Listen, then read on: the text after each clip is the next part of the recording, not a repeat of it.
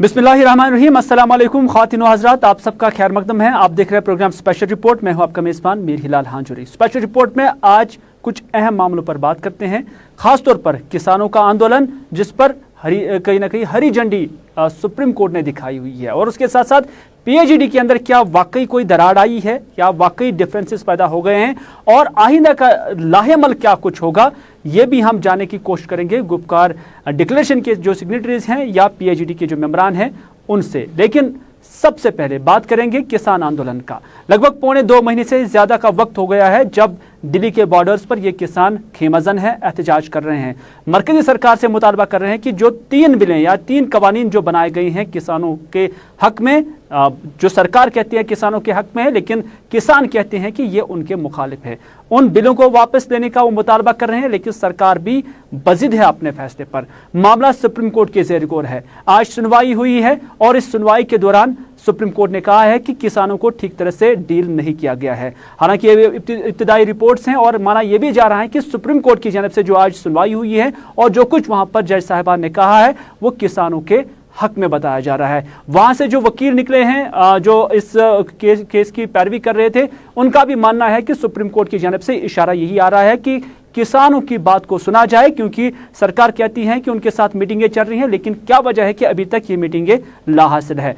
रहमत कलीम हमारे साथ दिल्ली से मौजूद है जो हमें बताएंगे कि आज की जो ये कार्रवाई हुई है उससे किसानों के हक में या सरकार के मुखालिफ क्या कुछ हुआ है। ज़र क़वानीन और किसान तहरीक पर जब सुप्रीम कोर्ट में समाअत चल रही थी, तब टिकरी बॉर्डर पर एक किसान अपनी ज़िंदगी की आखिरी सांसें गिन रहा था। मौत हो गई उस वक्त तक जब तक समाअत मुकम्मल नहीं हुई थी। बिलाखिर 2.5 घंटे तक के समाअत चले, समाअत मुकम्मल हुई और सुप्रीम कोर्ट ने मरकज़ी सरकार को ज़बरदस्त अंदाज में फटकार लगाया। सुप्रीम कोर्ट ने सीधे तौर पर कहा, आप किससे बात कर रहे हैं, कैसे बात कर रहे हैं, क्या बात कर रहे हैं।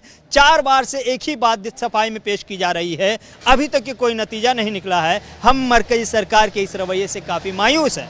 सुप्रीम कोर्ट ने अपनी तस्वीर साफ कर दी कि या तो आप इस कानून पर स्टे लगाइए यानी इसको रोकिए, या फिर हम मजबूर हो जाएंगे इस पर स्टे लगाने के लिए यानी इस कानून को रोकने के लिए। सुप्रीम कोर्ट ने जो बड़ी तस्वीर बनाई है उसमें कमेटी की बात है। सुप्रीम कोर्ट ने सीधे तौर पर ऑर्डर किया है कि किसान और मरकजी सरकार कमेटी के लिए अपने अपने तरफ से नाम भेजे। कल सुप्रीम कोर्ट की तरफ से बड़ा फैसला आ सकता है, लेकिन उससे पहले आज देर शाम तक भी सुप्रीम कोर्ट की तरफ से एंट्रीम वर्डिक्ट भी आ सकता है। अबूरी फैसला सुप्रीम कोर्ट ने कहा कि हमें अगर टुकड़ों में भी फैसला सुनाना पड़े तो हम सुनाएंगे, इसीलिए ये इम्कान है कि आज शाम तक सुप्रीम कोर्ट कुछ हद तक फैसला सुना सकता है। कल कमेटी की तस्वीर पूरी साफ हो जाएगी। लेकिन जो ज़राए से हमें खबर मिल रही है उसके मुताबिक सरकार की तरफ से जब नाम आ जाएगा, किसानों की तरफ से जब नाम आ जाएगा, उसके बाद सुप्रीम कोर्ट यह फैसला कर सकती है कि जब तक के कमेटी की रिपोर्ट सामने नहीं आती तब तक के इस कानून पर स्टे लगा दिया जाए। सुप्रीम कोर्ट ने अपनी तस्वीर साफ कर दी, लेकिन तबसरे बहुत ज़बरदस्त किए गए हैं।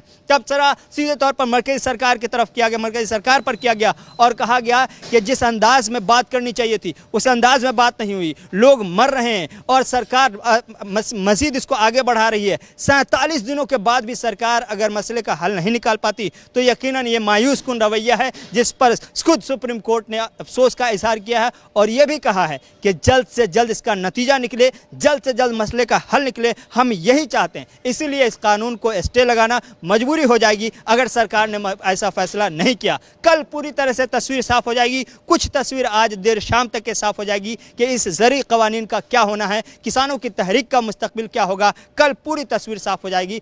2.5 घंटे की समाअत में सुप्रीम कोर्ट ने सीधे तौर पर मरकजी सरकार को निशाने पर लिया है और ऐसे में किसानों के अंदर खुशी का माहौल देखने को मिल रहा है।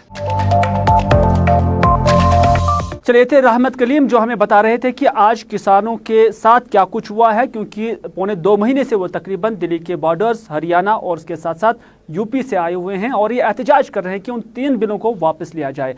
लेकिन इस मामले की जो पैरवी वकील कर रहे हैं उनका इस आज की सुनवाई से मुतल्लिक क्या कुछ कहना है, आइए देखते हैं। आज देश की सबसे बड़ी अदालत सर्वोच्च न्यायालय में सुबह से ही किसानों के प्रोटेस्ट को लेकर, किसान फार्मर्स बिल को लेकर सुनवाई हुई। Honourable chief justice of India ने केस के शुरुआत में ही साफ तौर पर केंद्र सरकार को डांटते हुए कहा कि इस तरह से इतने दिन हो गए हैं, पिछली डेट 17 दिसंबर से आज 11 दिसंबर हो गई, तब से अब तक इतनी पिटीशन हो चुकी हैं, इतना टाइम लग चुका है, इतने किसान मर चुके हैं, कुछ तो सुसाइड कर चुके हैं, बारिश हो चुकी है, मौसम कितना ठंडा है, इन सब बातों के बावजूद भी वार्ताएं चल रही हैं, डायलॉग चल रहे हैं, 8 बार वार्ताएं हो चुकी, सफल क्यों नहीं हो रहे? क्यों नहीं आपकी वार्ताएं सिरे चढ़ रही? क्यों नहीं आप वार्ताओं में पूरा कर पा रहे हैं? इस तरह से उन्होंने केंद्र सरकार के लिए कहा और उन्होंने ये भी कहा कि हम इन कानूनों पर रोक लगाने की ऑर्डर पास करने जा रहे हैं, ऑर्डर पास करेंगे जिससे रोक लगाई जा सके। और उन्होंने हम लोगों के माध्यम से, पिटीशन के माध्यम हम लोगों से भी कहा कि आप चीफ जस्टिस ऑफ इंडिया की तरफ से ये बात कहिए, धरना स्थल पर, प्रदर्शन पर, जो महिलाएं हैं, वृद्ध महिलाएं हैं, बुजुर्ग हैं, वृद्ध लोग हैं,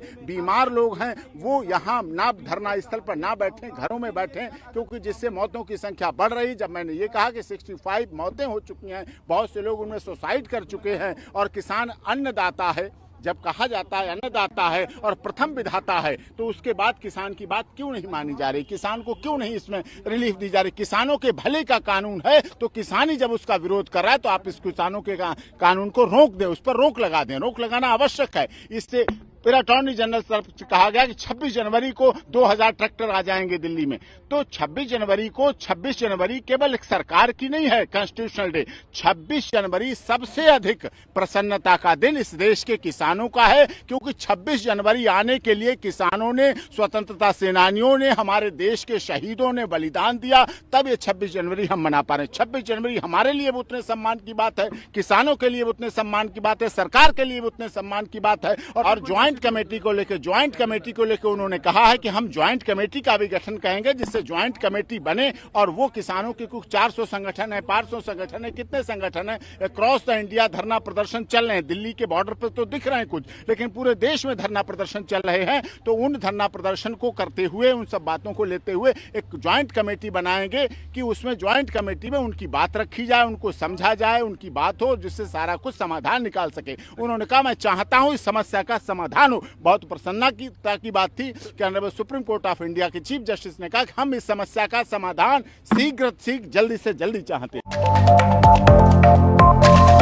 चलिए नाज़रीन, अब बात करते हैं 370 के दिफा के हवाले से, और उसके दिफा के लिए जहां पीएजीडी पहले ही बना था, 7 पार्टियों पर मुश्तमिल ये गठबंधन था। 7 पार्टियों में नेशनल कॉन्फ्रेंस थी, पीडीपी थी और भी कुछ पार्टियां हैं। हालांकि नेशनल कॉन्फ्रेंस और पीडीपी का इसमें अहम रोल बताया जाता है। जस्टिस हसनैन मसूदी गुपकार डिक्लेरेशन के सिग्नेटरीज में हैं, इस वक्त हमारे साथ मौजूद है। उनसे भी हम जानने की कोशिश करेंगे कि किस तरह से 370 का दिफा हो सकता है, क्योंकि अब खबरें ये भी आ रही हैं कि अब उस पीएजीडी में काफ़ी ब्रीच भी आया है, उसमें दरार पड़ी है, क्योंकि कुछ लीडरान ये भी कहते हैं कि जो रिसेंटली इलेक्शंस हुए हैं डीडीसी, उसमें प्रॉक्सी कैंडिडेट्स जानबूझकर उठाए गए हैं, और ये कैंडिडेट्स जब उठाए गए तो यही एक वजह बन गई है। नेशनल कॉन्फ्रेंस के अंदर भी आवाज़ें उठने लगी कि आखिर रोड मैप क्या है, क्योंकि क्या वाकई ये पीएजीडी सिर्फ इलेक्शन तक ही महदूद था। जस्टिस हसनैन मसूदी हमारे साथ इस वक्त मौजूद है। मसूदी साहब, आपका खैर मकदम है। जानना चाहेंगे कि आइंदा का लाहेमल क्या रहेगा, क्योंकि बशारत बुखारी आपकी पार्टी से ताल्लुक़ रखते हैं और उनका मानना है कि पीएजीडी को अब ये वाज़ह करना होगा कि उनका लाहेमल एजेंडा क्या रहेगा for the restoration of article 370। देखिए, पहली बात यह है कि जो पीपुल्स अलायंस है या अवामी इत्तेहाद है, इसका पस मंजर देखिए। 4 अगस्त 2019 को जब हमने पूरी हर एक ने अपनी अपनी जगह पर सियासी पार्टी तकदम की कि एक कन्विंस किया जाए, जो भी फैसला लेने वाले जो भी हुकाम हैं या जहां पर भी फैसले लिए जाते हैं, उनको वाज़ेह करें कि जो खुसूसी पोजीशन है 370 या जो जम्मू कश्मीर की जो खुसूसी आईनी पोजीशन, तो उसके साथ खिलवाड़ न किया जाए। यहाँ पर श्रीनगर में गवर्नर से मुलाकात हुई, दिल्ली में प्राइम मिनिस्टर से मुलाकात हुई, हर जगह हमने कहा कि इसके नताइज मुल्क के लिए और जम्मू कश्मीर के अवाम के बिलखुसूस वो बिल्कुल ठीक नहीं होंगे। तो बहरहाल इसमें इसी पस मंजर में हमने 4 अगस्त को इकट्ठे बैठकर सारी सियासी जमातों ने एक ऐलानिया किया। देखिए, ये हमने एक जॉइंटली एक स्टेटमेंट नहीं किया बल्कि एक ऐलानिया किया, और उसमें हमने 2-3 चीजें वाजे कर दी। पहली ये बात की जम्मू कश्मीर की खुसूसी पोजीशन के साथ खिलवाड़ न किया जाए। वो एजेंडा मसूदी साहब ये एजेंडा हर किसी को पता है कि पीएजीडी का एजेंडा क्या था, लेकिन अब लोग ये कहते हैं कि लाहेमल क्या रहेगा। अब लोग कहते हैं कि लाहेमल क्या रहेगा, क्योंकि अब नेशनल कॉन्फ्रेंस के अंदर से आवाजें उठने लगी हैं। जी देखिए ये अपने अपनी जो इनफरादी तौर पर कुछ परसेप्शन होते हैं, लेकिन जहां तक हमारी जो इतिहास का मामला है, हम बिल्कुल इस चीज पर कोई इब्हाम नहीं है। वाज़ेह हमारी मंजिल वो ये है कि जम्मू कश्मीर की जो खुसूसी पोजीशन है 4 अगस्त की, उससे पहले 1952 की, वो बहाल होनी चाहिए। नहीं वो तो ठीक है मसूदी साहब, वो तो ठीक है, वो तो ठीक है, लेकिन लोग जानना चाहते हैं, वही रोड मैप होता है। देखिए मसूदी साहब लोग जानना चाहते हैं कि तरीकाकार क्या रहेगा, क्योंकि आपने इलेक्शंस एक साथ लड़े हैं, उसमें भी कुछ प्रॉक्सीज उठे हैं, उस पर सवालात उठाए जा रहे हैं, लेकिन अब इलेक्शंस चले गए हैं, डीडीसी इलेक्शंस चले गए हैं, फिल वक्त कोई भी इलेक्शन जेर नजर नहीं है। लेकिन इस वक्त जब ये इलेक्शन तक जो वक्त है, उसमें किस तरह से आप ये जंग लड़ेंगे जो आप आवाम को कहते हैं कि आप 370 की दिफा या उसकी रेस्टोरेशन के लिए बात कर रहे हैं? जो इलेक्शन में इकट्ठे हमने फैसला किया कि हम इसमें पार्टिसिपेट करेंगे, ये भी उसी का एक हिस्सा है। और जो बीजेपी है और भारतीय सरकार है, उन्होंने ही खुद इसको एक रेफरेंडम बनाने की कोशिश की, 370 के बारे में बातें, तो उसका अवाम ने जवाब दिया। ये भी एक उसी का हिस्सा है। नहीं, वो एक इलेक्शन एक प्रोसेस था, उसमें लोगों ने आपका सपोर्ट किया। देखिए डीडीसी इलेक्शंस एक मश्क थी जिसमें लोगों ने आपका सपोर्ट किया और उसमें लोगों ने यानी आपके अलायंस पर अपना एतमाद जताया, लेकिन आगे आप उनके एतमाद को कैसे ले जाएंगे जिस चीज को लेकर आपने जो फोर्सेस हैं, जो political forces within country जी, तो उनको देखिए दिन ब दिन उनकी तादाद बढ़ती जा रही है।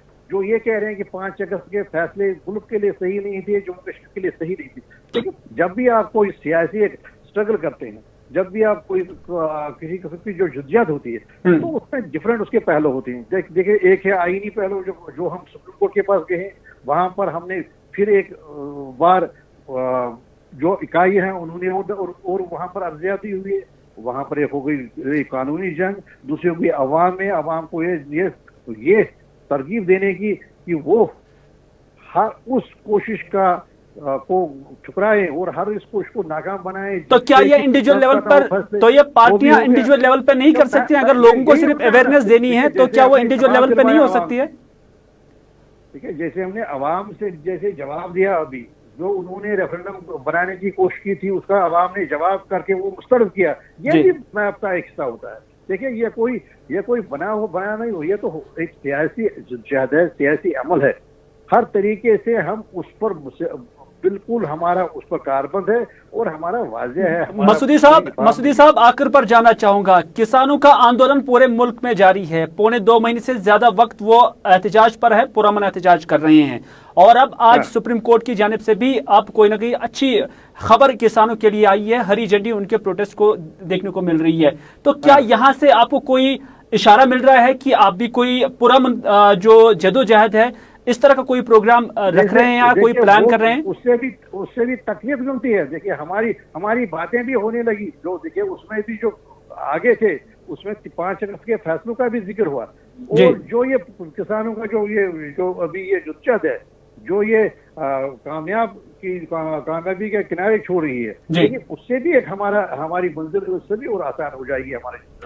मैं वही बोल रहा हूँ, क्या आप समझते हैं कि इससे एक सबक जम्मू कश्मीर के लोगों के लिए, खासतौर पर पीएचडी के लिए भी है कि वो भी पुरअमन एहतजाज करें, और जिस तरह से कोर्ट ने आज उनको हरी झंडी दिखाई है उनके मिशन को, और आपके मिशन को भी वो हरी झंडी मिल सकती है? देखिए कानून के दायरे में जो एहतजाज है, जो वो और जो भी पुरअमन एहतजाज है, हर हमेशा वो बराबर साबित होता है। और यहाँ भी 370 का जहाँ तक 5 अगस्त के फैसलों का जहाँ तक ताल्लुक है, वो अमल भी इसमें हमें तकलीफ देगा, वो अमल भी आगे ले जाएगा हमारी जो सियासत है, वो तो जरूर है, क्यों नहीं। बहुत बहुत शुक्रिया हमारे साथ बात करने के लिए। ये थे रिटायर्ड जस्टिस हसनैन मसूदी, जो कि अहम सिग्नेटरी है गुपकार डिक्लेरेशन के और मेंबर भी हैं पीएचडी के। इनका मानना है कि वो सियासी और उसके साथ साथ कानूनी स्तर पर ये जंग लड़ेंगे, ताहम लाहे अमल यहाँ पर भी नहीं बताया जा रहा क्या कुछ होगा। क्या किसानों का जो आंदोलन है और जिस पर आज सुप्रीम कोर्ट ने कहीं ना कहीं एक हरी झंडी दिखाई है उनके मिशन को और सरकार को फटकार लगाई है, वहां से भी क्या पीएचडी कोई सबक लेती है कि वो पुरअमन जदोजहद चलाए? वैसा कोई इशारा पीएचडी की तरफ से अभी तक नहीं आ रहा है, और जहां हसनैन मसूदी के साथ हमने बात की उनकी जानिब से भी अभी इस तरह का कोई इशारा सामने नहीं आया है। चलिए, पीएचईडी को लेकर काफ़ी सवालात उठाए जा रहे हैं और लोगों का मानना है कि क्या पीएचईडी सिर्फ इंतखाबात या डीडीसी इंतखाबात के लिए बनी थी। इस हवाले से जहां नेशनल कॉन्फ्रेंस के एक लीडर बशारत बुखारी ने आवाज़ उठाई, वहीं पर पीएचईडी को लेकर पीपल्स कॉन्फ्रेंस के कुछ लीडरान ने भी सवालात उठाए हैं। लेकिन पीएचईडी का आइंदा का लाहेमल क्या रहेगा, हमारे साथ बात करने के लिए गुलाम नबी लोन हांजुरा जो कि पीडीपी के जनरल सेक्रेटरी हैं और इस वक्त हमारे साथ मौजूद है। लोन साहब, आपका खैर मकदम है। जानना चाहेंगे कि पीएचईडी का क्या लाहेमल रहेगा आगे, किस तरह ये आगे चलेगी, क्योंकि माना जा रहा है कि 370 के दिफा के लिए ये पीएचईडी बना था, एक साथ चलने की बात हुई थी, लेकिन क्या वाकई ये 370 बचाने के लिए बना है या कि फिर ये इलेक्शन लड़ने के लिए तक महदूद था? ये अमल में आया तो इसमें फारूक साहब और महबूबा जी ने जो बात की है कि पीएचईडी का जो मतलब है, जो मौक़िफ़ है, वो ये है कि दफ़ा 370 जो 5 अगस्त 2019 को हटाया गया, 35 से हटाया गया, उसको बहाल करने के लिए हम लड़ेंगे और वो इकट्ठे होकर लड़ेंगे। 5-6 पार्टीज, जितनी भी पार्टीज़ हैं पीएचईडी में, वो उनका यही है कि 370 और 35 के लिए हम लड़ेंगे। तो वही हमारा मौक़िफ़ इस वक्त भी है, उससे हम हटे नहीं हैं। लेकिन लोन साहब, इसको कैसे बचाया जा सकता है? कोई रोड मैप नहीं है, कोई लाहेमल नहीं है। देखिए, हम जद्दोजहद करेंगे इसके लिए, चाहे कानूनी तौर पर करनी पड़े, सुप्रीम कोर्ट में करनी पड़े या पॉलिटिकली करनी पड़े, उसके लिए हम जद्दोजहद करेंगे और उसी मौके पर हम इस वक्त भी है।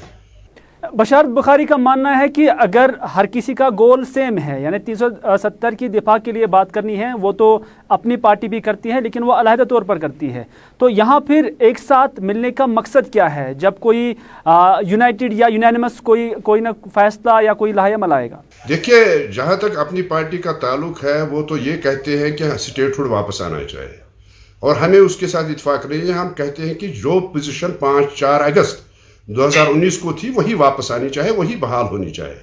नहीं, अपनी पार्टी ये भी कहती है कि उनकी दरख्वास्त भी सुप्रीम कोर्ट में है और वो कानूनी तौर भी उसके खिलाफ लड़ रहे हैं, उस फैसले के खिलाफ, क्योंकि उनका मानना है कि सुप्रीम कोर्ट में वो भी लड़ रहे हैं और दूसरी जानब नेशनल कॉन्फ्रेंस भी लड़ रही है, तो ये इंडिविजुअल सतह पर भी लड़ा जा सकता है।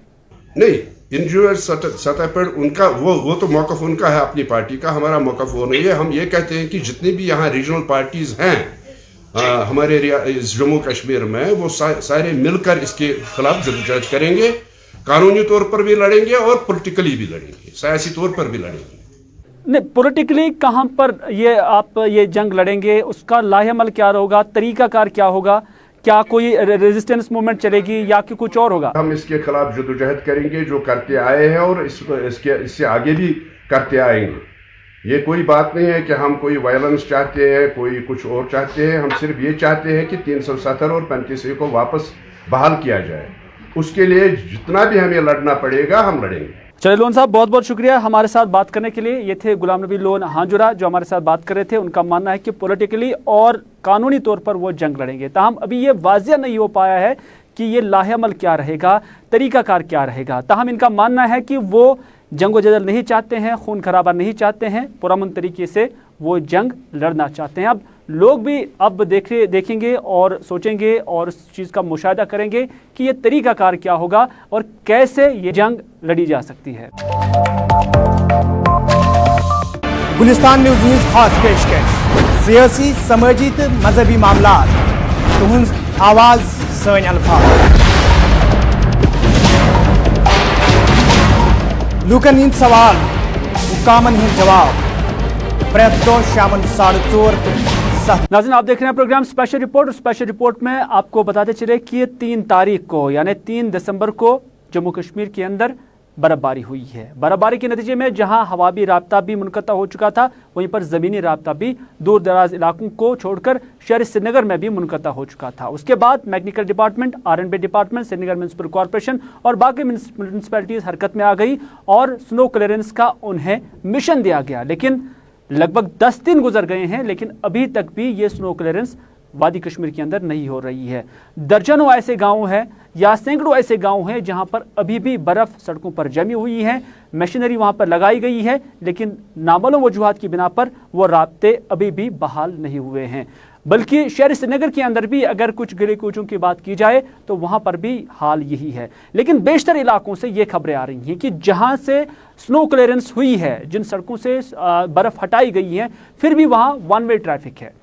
नतीजा क्या होता है कि जब भी कोई गाड़ी आती है और अगर मुखालिफ सिमत में कोई गाड़ी आ जाती है तो उसमें क्लैश हो जाते हैं और यहाँ पर घंटों तक ट्रैफिक का जाम रहता है। तो इस वजह से जो एक मैकेनिज्म होना चाहिए था वो सही तरीके से काम नहीं कर रहा है। मुख्तलिफ इलाकों में क्या कुछ सूरत हाल है, हमारी कैमरा टीम्स ने मुख्तलिफ लोगों के साथ बात की।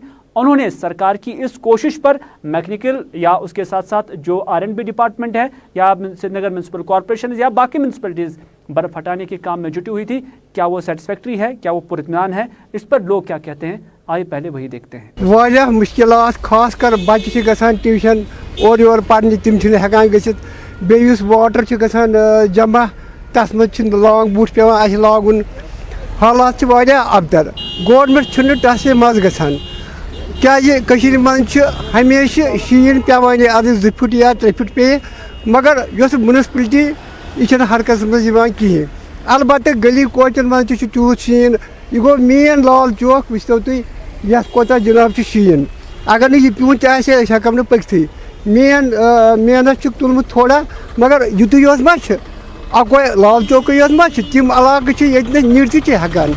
वह अगर ओज छानपोर आव अस डोजर सह गो खराब शीन रूद इथे कन, ट्रैफिक गो जाम, अगर वो बेमार गि कह सह हेक नीट सह मर अड़वती। चलिए, आपने देखा कि अवाम मुतमईन नज़र नहीं आ रही है। लोगों का मानना है कि ठीक तरह से ये मैकेनिज्म बरोइकार नहीं लाया गया और आज बेशतर ऐसी सड़कें हैं जहां पर ट्रैफिक जैम के मनाजिर देखने को मिल रहे हैं। 2 लेन सड़कें जो हैं सिर्फ 1 लेन में जो है बर्फ़ हटाई गई है, जिसकी वजह से ट्रैफिक जैम के मनाजिर हर जगह पर देखने को मिल रहे हैं। लेकिन डिविजनल कमिश्नर इंतजामिया की जानब से रिसेंटली एक ब्रीफिंग भी दी गई है, मुख्तलिफ डिप्टी कमिश्नर्स के साथ बात भी हुई है, बाज़ाब्ता प्रेस नोटिस जारी भी किए गए हैं जिसमें बताया गया है कि लगभग 80 से 85 या 90% तक सड़क राब्तों को बहाल किया जा चुका है। हालांकि बिजली को लेकर किसी हद तक जो लोग हैं वो मुतमईन नज़र आ रहे हैं, लेकिन सड़कों से बर्फ़ हटाने में अभी भी जो एडमिनिस्ट्रेशन है वो नाकामी नज़र आ रही है। लेकिन जो एदाद शुमार सरकार की जानब से पेश किए जा रहे हैं, क्या वाकई वो ज़मीन पर कहीं पर नज़र आ रहे हैं? ये जानने के लिए हमारे साथ है सनम एजाज, जिन्होंने मुख्तलिफ इलाकों का दौरा किया और ख़ुद हालात जो है उनका मुशाहिदा किया। सनम से जानना चाहेंगे कि क्या वाकई सरकार के जो आदाद शुमार है वो ग्राउंड पर नजर आ रहे हैं। सुनो क्लियरेंस के हवाले से। देखिए हिलाल, सरकार के दावे अपनी जगह पे, सरकार कहती है हमने 90% के आसपास सड़कों को साफ कर दिया, ओवरऑल 90% रेस्टोर कर लिया, लेकिन ज़मीनी हकायक उससे मेल खाते हुए दिखाई नहीं दे रहे। आपको मिसाल देना चाहूँगा, आज श्रीनगर सुबह जब हम ऑफिस की तरफ आ रहे थे तो घर से आने के लिए जिस सफ़र को हमें आधा घंटा लगता था उसमें 1.5 घंटा लगा, और उसकी सबसे बड़ी वजह यही थी कि रास्ते में जगह जगह पे ट्रैफिक जैम था। सरकार ने सड़कों से बर्फ हटाई, एक गाड़ी के चलने का रास्ता बनाया, और अब मुसीबत यह है कि कहीं से गाड़ी आती है, सामने से गाड़ी आती है तो ट्रैफिक मैस हो जाता है। और फिर आपको याद होगा श्रीनगर के हवाई अड्डे पर खुद इंतजामिया भी बता रही है कि वहां तक पहुंचने के लिए भी परेशानी होगी। श्रीनगर के अंदरूनी शहर के मुख्तलिफ इलाकों से भी बराबर खबरें आ रही। अगर हमने कल देखा, रात भर श्रीनगर म्यूनसिपल कॉरपोरेशन के अहदेदार थे, वहाँ के लोग थे, वो काम कर रहे थे, सड़कों से बर्फ हटाई जा रही थी, लेकिन श्रीनगर के सभी इलाकों से अभी भी बर्फ जो है, गली कोचों की बात करें तो वहां से नहीं हटाई जा चुकी है। बिजली रेस्टोरेशन की बात की जाए, सरकार कहती है हमने बिजली रेस्टोर कर दी, 90% के आसपास कर दी, लेकिन अगर की होती तो फिर मुख्तलिफ इलाकों से लोग वाविला करते वो नहीं करते। और उसके साथ साथ बुनियादी मसाइल में पानी का मामला है। आपको बताऊं कि हमें लगातार रियासत के बल्कि जम्मू कश्मीर वैली के मुख्तलिफ इलाकों से लोग कॉल्स करते हैं, लगातार बताते रहते हैं कि उनके इलाकों में न सड़कों से बर्फ़ हटाई गई है, न पीने का पानी है। और आपको बताऊं, शोपियां से लेकर कुलगाम तक लगातार ये लोग हमें लगातार बता रहे हैं कि उनके इलाकों में बहुत सी ऐसी सड़कें जहाँ से बर्फ़ नहीं हटाई जा चुकी है। दूर दराज की बड़ी सड़कों की बात करें, उनकी तो बात नहीं है। और फिर दूसरी मुसीबत जो आ चुकी है वो जम्मू श्रीनगर हाईवे की है। और जम्मू श्रीनगर हाईवे में जहां कल परसों खोला गया था, लेकिन कल बाद दोपहर जो सिचुएशन जम्मू श्रीनगर हाईवे पे बनी है, उसके बाद भी जम्मू कश्मीर में या यूं कहीं कश्मीर में बहुत ज़्यादा परेशानी है। और उस सारे का फ़ायदा जो है हवाई कंपनी उठा रही है। इधर रास्ता बंद होता है, इधर हवाई कंपनियां माजी में भी और आज भी ऐसा ही करती आ रही हैं, अपना किराया बढ़ा रही हैं। और आज श्रीनगर से दिल्ली या श्रीनगर से जम्मू का जो किराया है वो पहले दिनों का किराए से 4 गुना ज़्यादा है, और ब्लैक में उसे कहा जा सकता है, यानी लोगों की मजबूरी का नाजायज़ फ़ायदा हवाई कंपनियां खुलेआम उठा रही हैं, खुलेआम जो धज्जियां होती हैं कायदे और कानून की उसको उड़ाई जा रही हैं और इंतज़ामिया यहाँ पे पूछ नहीं रही है। कुल हम कह सकते हैं इंतज़ामिया काम कर रही है, लेकिन इंतज़ामिया को अभी बहुत कुछ करना है क्योंकि 11वां दिन है और 11 दिन के बाद जो 3 से फुट 4 फुट 2 फुट या 5 फुट कहीं बर्फ़ पड़ी थी उस सारे के बीच में इंतज़ामिया की करनी पे बहुत ज़्यादा सवाल उठे। कथनी तो होती है, कहता तो बहुत कुछ आता है, लेकिन करना जो होता है, प्रैक्टिकल जो होता है ग्राउंड पे, वो दिखाई नहीं दे रहा है। चलिए नाज़रीन, ये था आज का स्पेशल रिपोर्ट। इसी के साथ दीजिए अपने मेज़बान मीर हिलाल हाजिरी को ये प्रोग्राम यहीं पर इख्तिताम करने की इजाज़त, इस वादे के साथ कि अगर ज़िंदगी रही तो आपसे फिर होगी मुलाकात। तब तक के लिए खुदा हाफिज़।